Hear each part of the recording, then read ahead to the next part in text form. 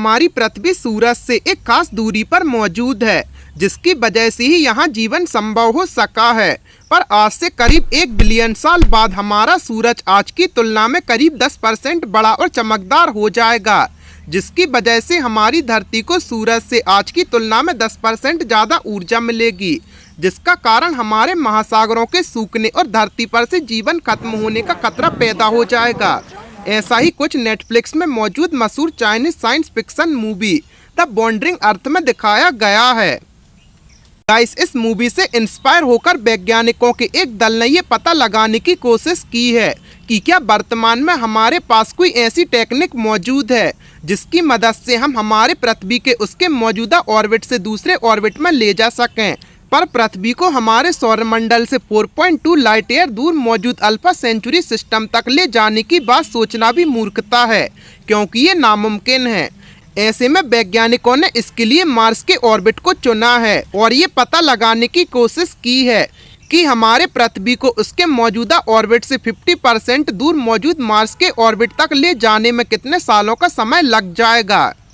Guys, इसके लिए सबसे पहली टेक्निक जो कि हमारे दिमाग में आती है वो है न्यूक्लियर बॉम्ब और न्यूक्लियर रॉकेट का उपयोग करना, क्योंकि ये वर्तमान समय में हमारे धरती में मौजूद सबसे पावरफुल चीजों में से एक है। हमने कई मूवीज में देखा है कि कैसे विशाल एस्टेरॉयड और कॉमेट्स को धरती से टकराने से रोकने के लिए न्यूक्लियर रॉकेट का इस्तेमाल किया जाता है। न्यूक्लियर रॉकेट की मदद से इन्हें डिफ्लेक्ट कर उनके ऑर्बिट को चेंज किया जाता है ताकि ये हमारे धरती से बिना टकराए निकल सकें। पर क्या हम न्यूक्लियर रॉकेट का इस्तेमाल कर हमारी धरती को उसके मौजूदा ऑर्बिट से दूसरे ऑर्बिट में डिफ्लेक्ट कर सकते हैं या नहीं? हमारे पृथ्वी का मास करीब 6 स्पेक्ट्रिलियन किलोग्राम है, जो कि इतना ज़्यादा है कि लाखों टन न्यूक्लियर बॉम्ब भी हमारे पृथ्वी को मूव नहीं कर पाएगा। अगर हम पृथ्वी के ऑर्बिट को चेंज करने के लिए न्यूक्लियर बॉम्ब का इस्तेमाल करें तो इससे हमारी पृथ्वी की पूरी तरह तबाह होने का खतरा भी मौजूद है। गाइस, दूसरा तरीका ये है कि हम धरती के ऑर्बिट को आगे बढ़ाने के लिए कई छोटे छोटे रॉकेट का इस्तेमाल कर सकते हैं।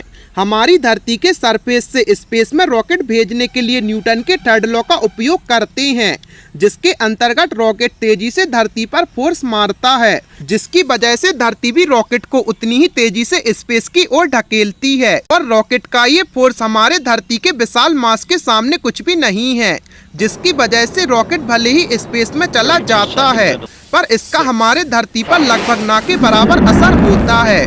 पर अगर हम करीब 300 बिलियन पूरी तरह लोडेड वर्तमान समय में मौजूद सबसे हैवी स्पेस एक्स के फैल्कॉन हैवी रॉकेट को धरती से लॉन्च करें तो इसके दौरान हमारे पृथ्वी पर इतना फोर्स लगेगा कि हम हमारे धरती के ऑर्बिट को मंगल ग्रह के ऑर्बिट तक धकेल सकते हैं।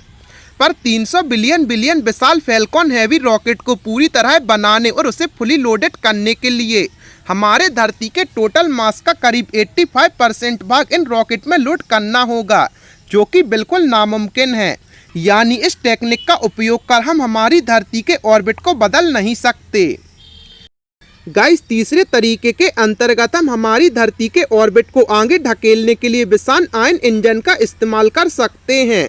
इसके लिए हम हमारे धरती में एक विशाल आयन इंजन मोटर का निर्माण करना होगा, जो कि लगातार आयन्स को फायर करेंगे, जिसकी मदद से हमारी धरती बेहद ही तेजी से विपरीत दिशा में एक्सीलरेट होगी। छोटे लेवल पर इस तरह के आयन इंजन का इस्तेमाल वेस्टा और सेरेस जैसे ड्वार्फ प्लैनेट का अध्ययन करने के लिए भेजे गए डॉन स्पेसक्राफ्ट में किया गया था।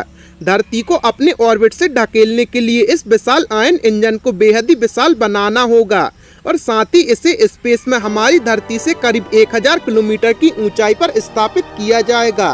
ये आयन इंजन एक विशाल सुपर रेसिस्टेंस बीम की मदद से हमारे धरती से जुड़ा हुआ होगा ताकि धरती को एक्सीलरेट किया जा सके।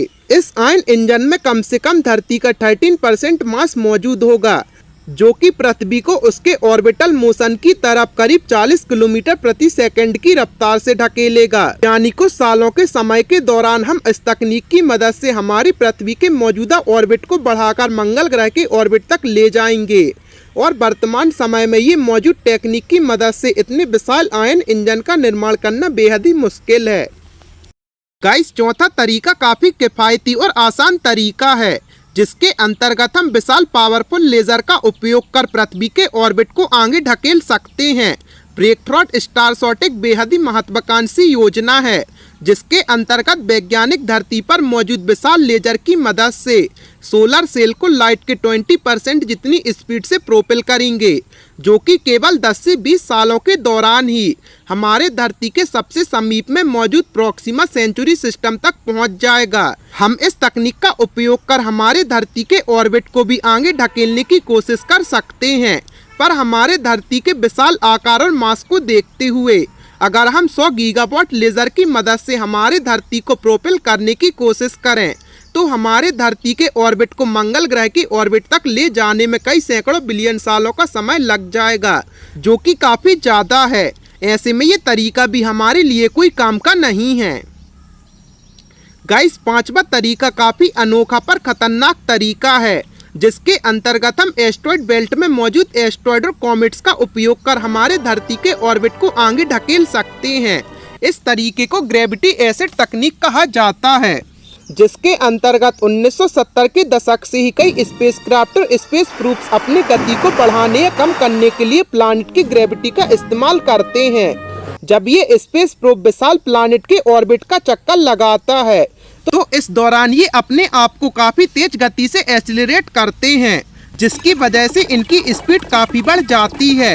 पर जब स्पेस प्रूफ्स अपनी गति को एक्सीलरेट करते हैं तो वो असल में प्लैनेट के ऑर्बिटल वेलोसिटी को कम भी कर रहे होते हैं, क्योंकि एनर्जी कभी भी क्रिएट नहीं की जा सकती, बस एक ऑब्जेक्ट से दूसरे ऑब्जेक्ट में कन्वर्ट की जा सकती है। पर इन स्पेस प्रूफ का मास इन प्लैनेट के मास के सामने काफी कम होता है, जिसकी वजह से इसका असर लगभग ना के बराबर होता है।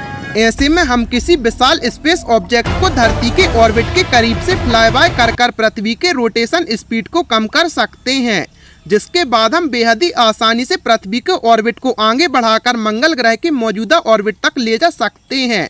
पर इसके लिए इस स्पेस ऑब्जेक्ट को एस्ट्रॉयड बेल्ट में मौजूद सबसे विशाल ड्रॉप प्लैनेट सेरेल जितना बड़ा होना होगा, और इससे हमारे पृथ्वी को काफी करीब से होकर गुजरना होगा।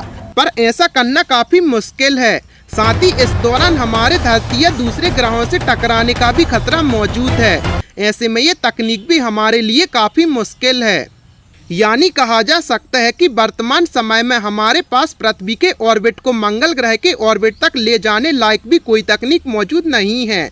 ऐसे में हम हमारे पृथ्वी को प्रॉक्सिमा सेंचुरी स्टार सिस्टम तक ले जाने की कल्पना भी नहीं कर सकते। साथ ही द वॉन्डरिंग अर्थ में दिखाया गया खतरा एक साइंस फिक्शन मात्र है, और आने वाले समय में कई बिलियन साल बाद ही हमारे पृथ्वी को सूरज से कोई खतरा है। ऐसे समय में भी पृथ्वी को उसकी ऑर्बिट से आगे बढ़ाना कोई अच्छी योजना नहीं है।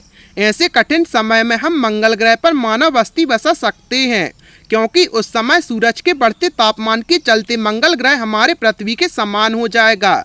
साथ ही कई बिलियन सालों तक हमारे पृथ्वी को सूरज से कोई खतरा नहीं है। ऐसे में इस दौरान हम इंसान इतना एडवांस हो जाएं कि हम दूसरे ग्रहों, सौरमंडल और आकाशगंगाओं में मानव बस्ती बसा लें। गाइस, आपका इस बारे में क्या राय है, हमें कमेंट सेक्शन में जरूर बताएं, और ऐसे ही अमेजिंग फैक्ट्स के लिए अपने चैनल को सब्सक्राइब करें।